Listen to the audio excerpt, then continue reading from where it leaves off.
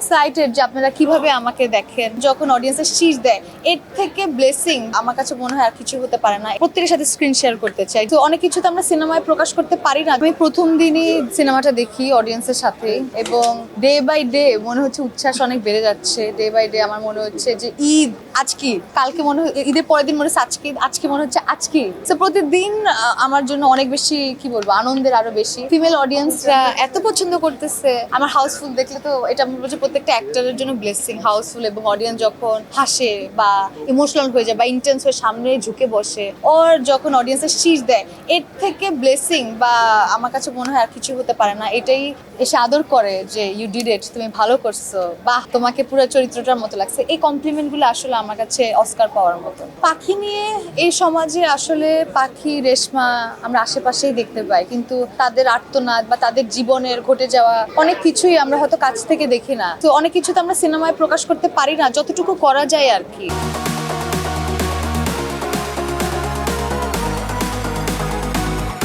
So ওইটাই চেষ্টা করেছি। যখন অডিয়েন্সরা বা মানুষ দেখে বলে যে আমি আমার জীবনের মিল খুঁজে পাই, যখন আমার রিজভির সাথে ইমোশন যেটা সিনেমাতে ছিল, অডিয়েন্স এসে বলে রিজভিকে যে ভাই আপনার সাথে আমার জীবনের ঘটনা মিলে যাচ্ছে, আমি আপনাকে অনেক রিলেট করতে পারছি, বা রেশমাকে পাখিকে রিলেট করতে পারছি, তখন মনে হয় যে অ্যাজ অ্যান অ্যাক্টর এটাই আনন্দ মনে হচ্ছে হতে পেরেছি বা জাস্টিস করতে পেরেছি আমার ক্যারেক্টারের সাথে। কারণ সামনে রোদ আসবে, আন্ধার আসবে, আরো অনেকগুলো কাজ আসবে। সো আমি এক্সাইটেড যে আপনারা কিভাবে আমাকে দেখেন আর আপনাদের কেমন লাগে আমার চরিত্রগুলো আমি যেটা প্লে করেছি।